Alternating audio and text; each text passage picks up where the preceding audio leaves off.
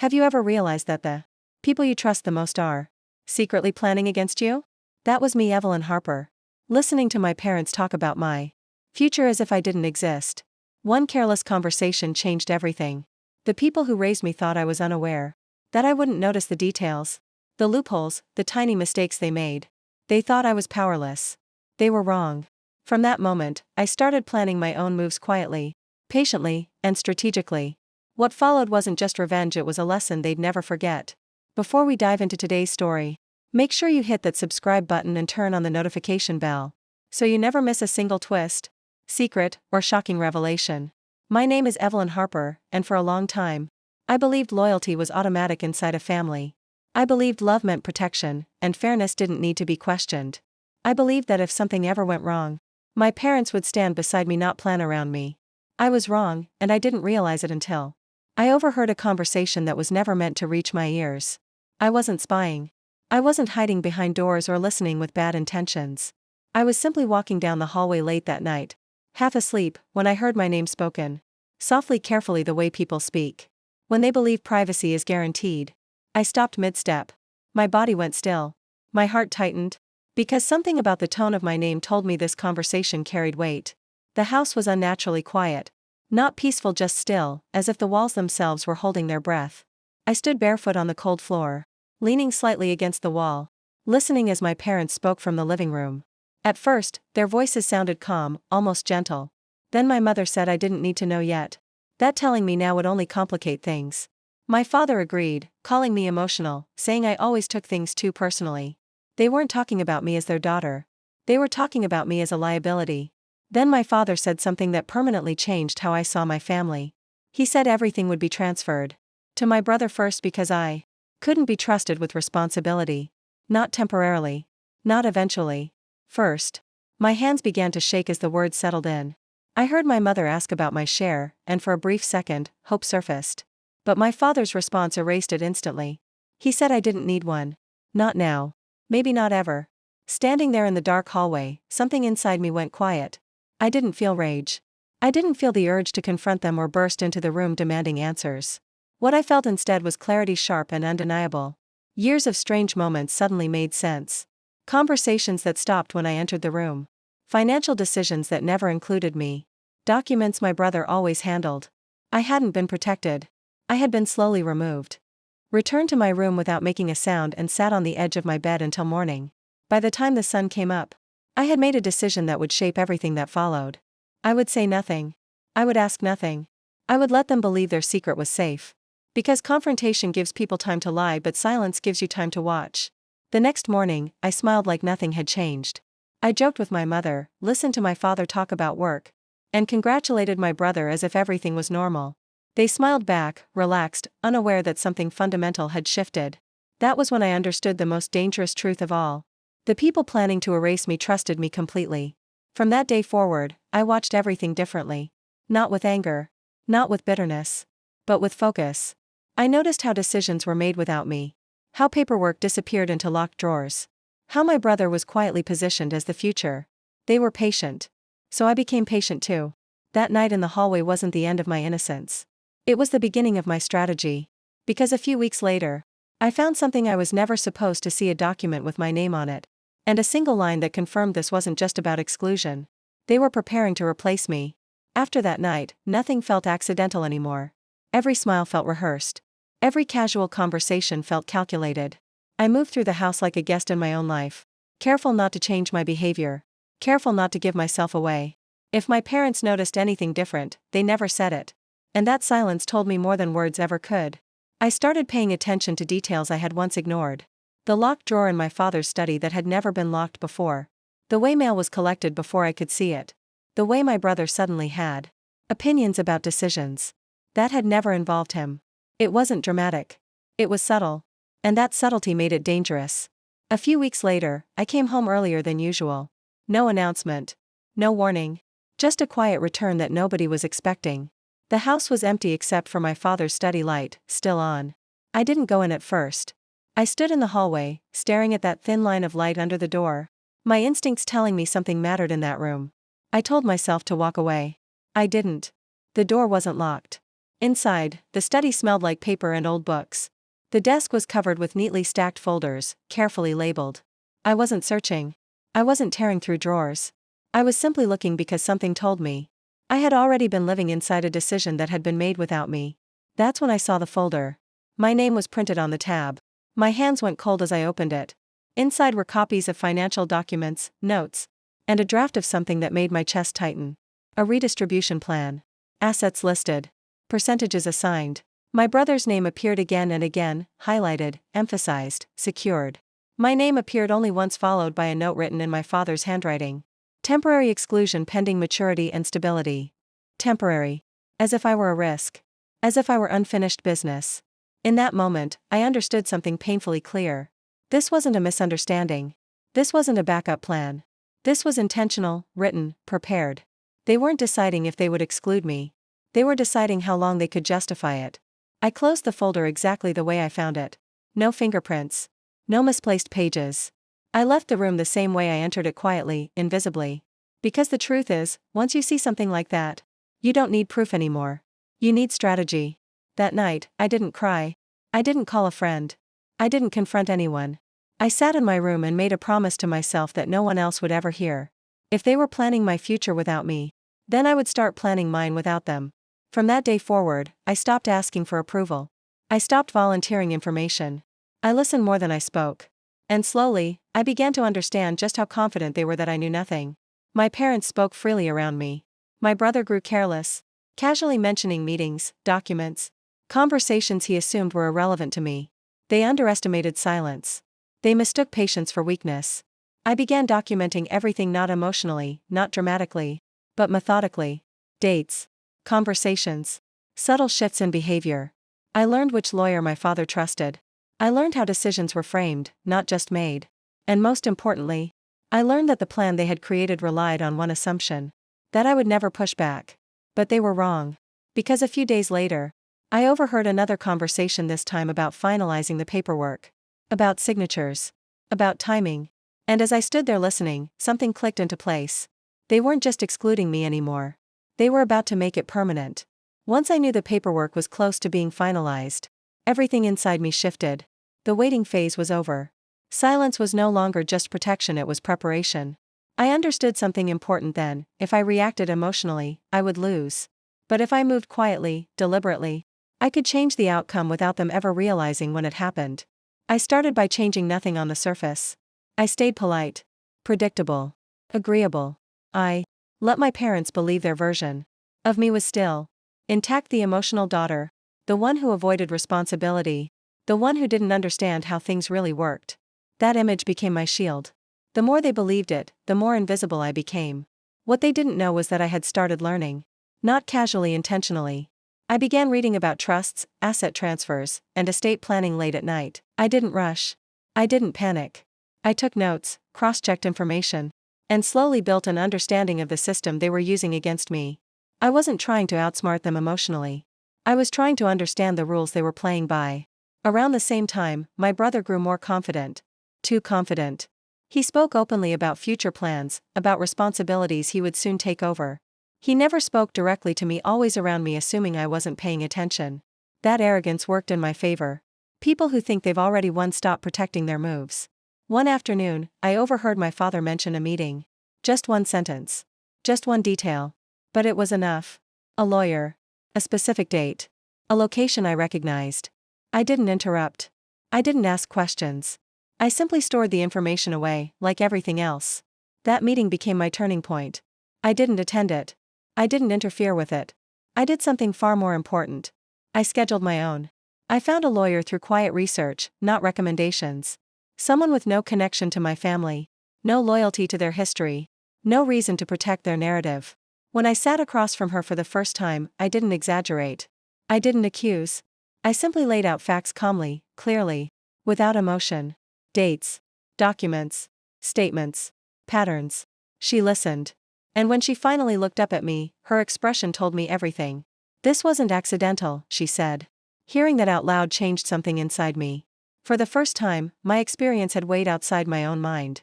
For the first time, someone saw what I had seen all along. She explained my options carefully. What could be challenged? What could be documented? What could be delayed? She didn't promise revenge. She promised leverage. And that was far more powerful. From that day on, I began building something my parents had never accounted for: independence. Financial, legal, emotional. I opened accounts they didn't know about. I redirected income quietly. I created distance without drama. Each step was small, but together, they formed something solid. At home, nothing changed. My parents continued planning. My brother continued assuming. And I continued watching. The difference was that now, I wasn't just observing. I was positioning myself. Then came the moment that confirmed I was ahead of them. One evening, my brother casually mentioned that the final documents would be signed soon. He said it confidently, comfortably, like the outcome was guaranteed. I smiled and congratulated him. I even thanked him for taking on so much responsibility. He never questioned why I sounded so calm. Because what he didn't know, what none of them knew, was that one small clause in their plan had already been flagged.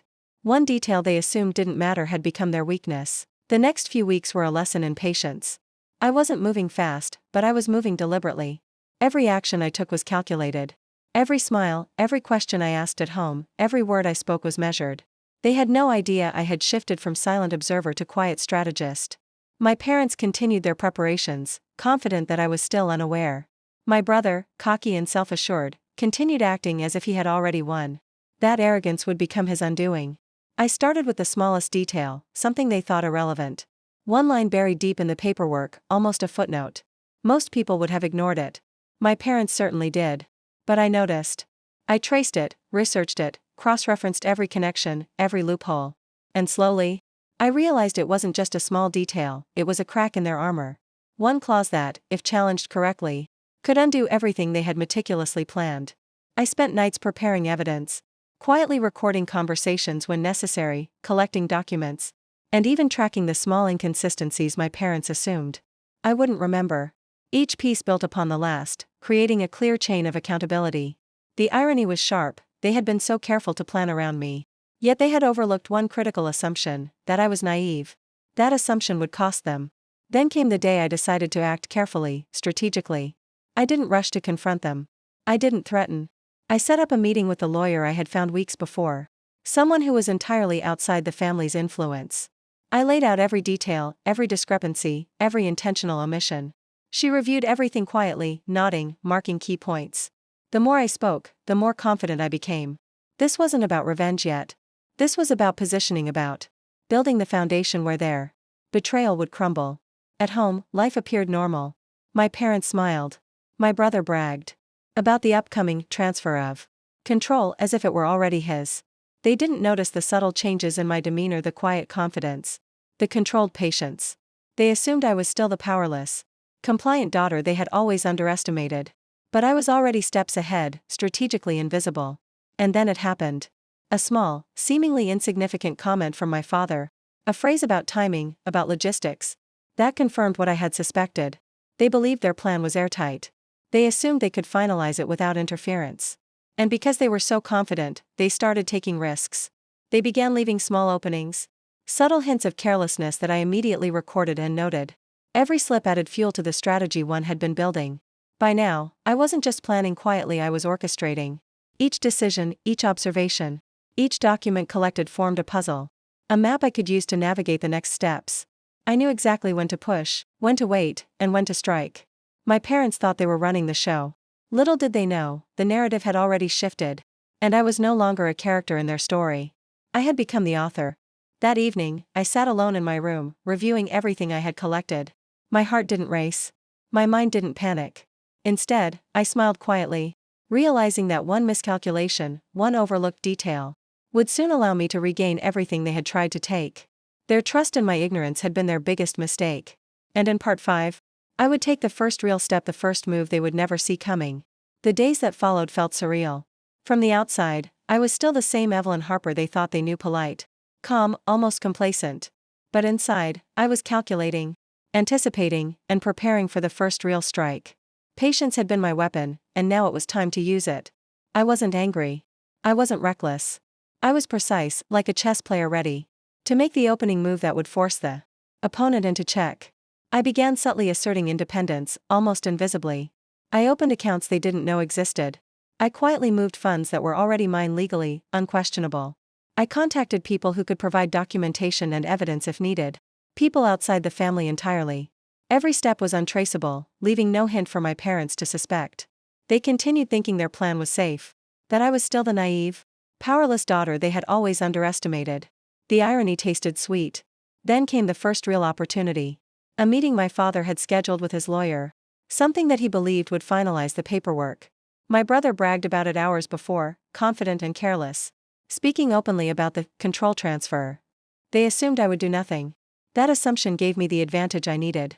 I arrived at my own appointment that day, armed with every document, every note, every tiny inconsistency I had quietly collected over the past weeks. I laid them out in front of the lawyer calmly, methodically, without a hint of emotion. Every paper told a story they thought was hidden.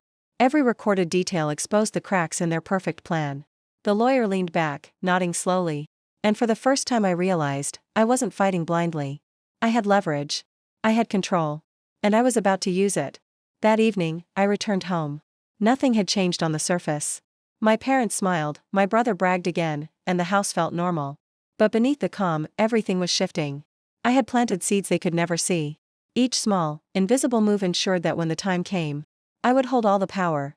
They were blind to the strategy forming right under their noses. And then, as I reviewed the day's progress in my room, I realized something important. Revenge wasn't just about taking back what they tried to steal. It was about rewriting the story entirely. They had assumed my role in their plan was passive. That assumption would become the foundation of my triumph. I smiled quietly, knowing that every careless word they spoke, every document they ignored, and every small mistake they made was part of the map I was building. By now, I wasn't just reacting anymore. I was orchestrating. My parents thought they were controlling the outcome.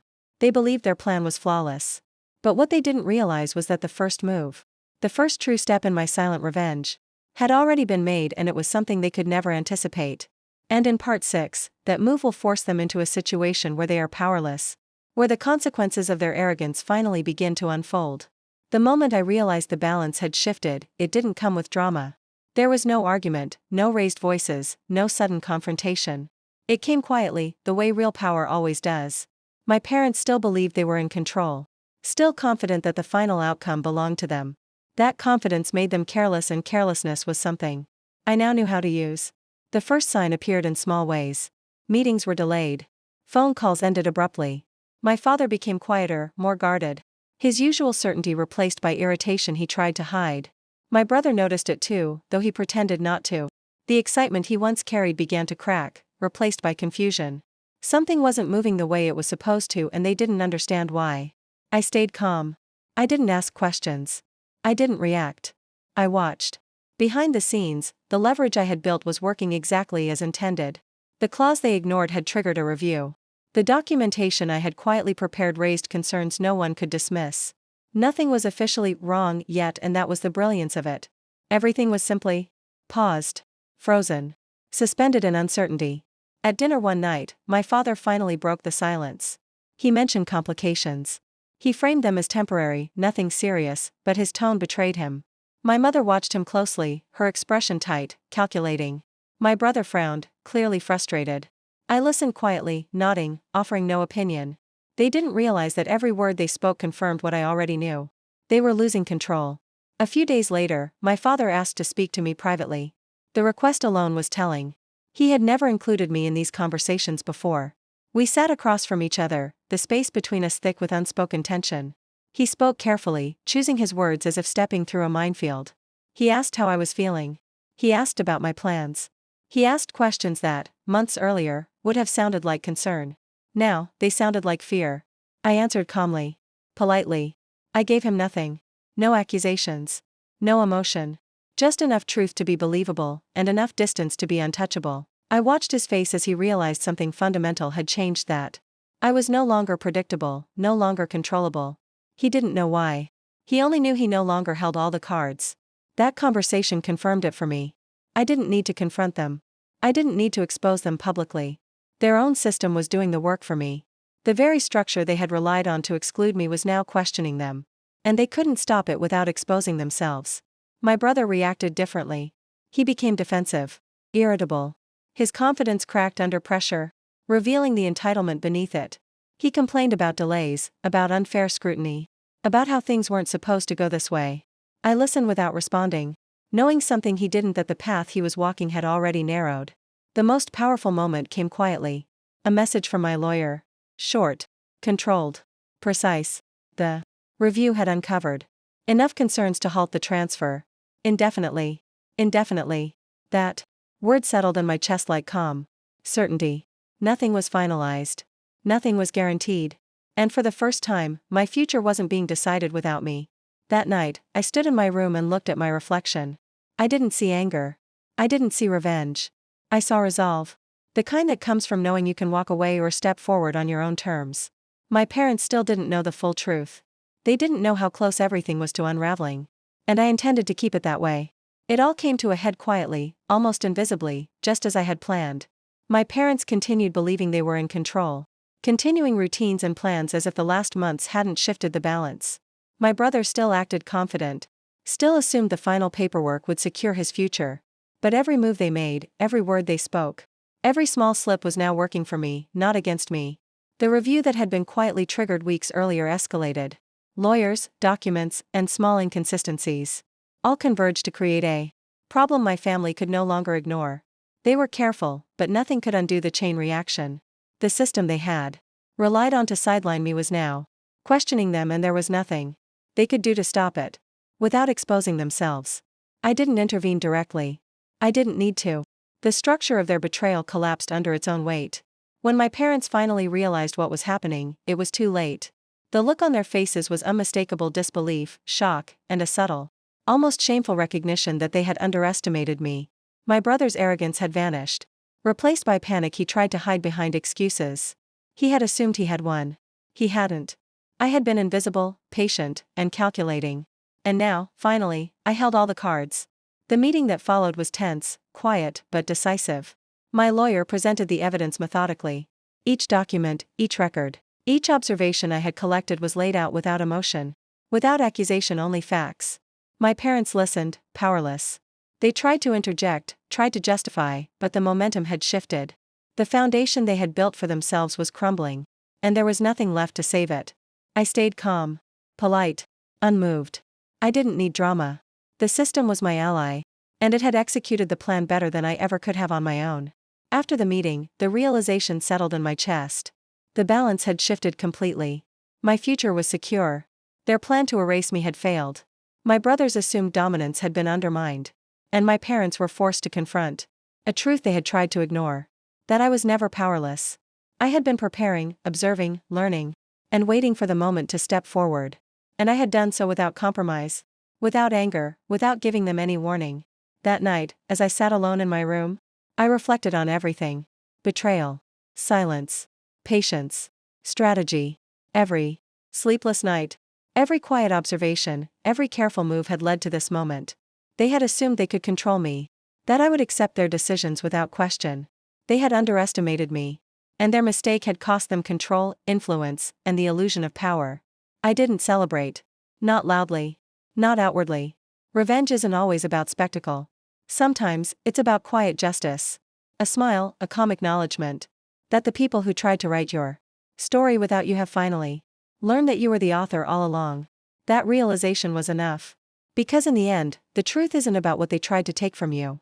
It's about what you reclaim: your life, your voice, and your power. And for the first time in years, I felt free. Free from control. Free from expectation. Free from betrayal. And that freedom was sweeter than anything I could have imagined. Thank you for watching Evelyn Harper's incredible journey of patience, strategy, and revenge. If you enjoyed this story, make sure to like the video, subscribe to our channel, Family Feud Files, and hit the notification bell so you never miss another thrilling story. Comment below your thoughts. Have you ever had to outsmart someone you trusted? Remember, patience and strategy can change everything, just like it did for Evelyn. Stay tuned for more shocking family revenge stories that will keep you on the edge of your seat.